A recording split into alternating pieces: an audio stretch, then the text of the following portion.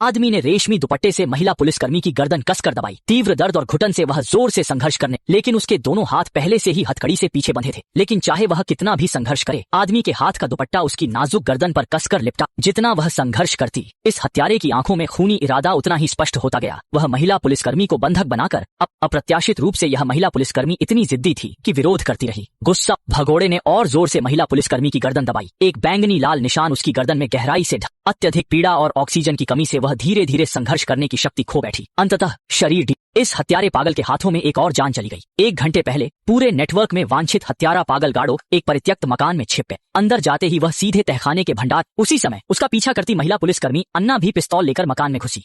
जीर्ण फर्श उसके ऊंची एड़ी के जूतों से चरमराने लगा। उसने सावधानी से एक एक करके दरवाजे खोले, लेकिन गाड़ो का कहीं पता नहीं चला। अंत में उसने तहखाने का दरवाजा खोला। सड़ी गली नम हवा चेहरे पर आ लगी। अन्ना पिस्तौल लेकर सावधानी से सीढ़ियों से नीचे उतरी। जैसे ही वह मोड़ के अंधेरे को घूर रही थी, उसके पीछे से तेजी से एक परछाई निकली। पल भर में उस पर गाड़ो ने पीछे से हमला किया। होश में आई अन्ना तुरंत गाड़ो से भिड़ गई। नाजुक अन्ना की पिस्तौल जल्दी ही गाड़ो ने छीन ली, फिर उसे जोर से ठंडे फर्श पर दबा दिया। अन्ना के प्रतिवार से पहले ही गाड़ो ने उसकी नाजुक गर्दन कसकर पकड़ ली। अन्ना ने पूरी ताकत से गाड़ो की कमजोर पसलियों पर वार किया, लेकिन चौकन्ने गाड़ो ने उसकी कोहनी पकड़ ली। अगले ही पल गाड़ो का बड़ा हाथ फिर अन्ना की गर्दन पर कस गया।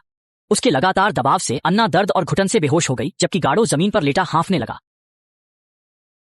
थोड़ी देर बाद वह उठा, पिस्तौल उठाई और भागने की तैयारी करने लगा। तभी खिड़की से सायरन की आवाज आई। गाड़ो का चेहरा फीका पड़ गया। वह झुककर बेहोश अन्ना को उठाने लगा। इस महिला पुलिसकर्मी को बंधक बनाकर अपनी जान बचाने की योजना बनाई।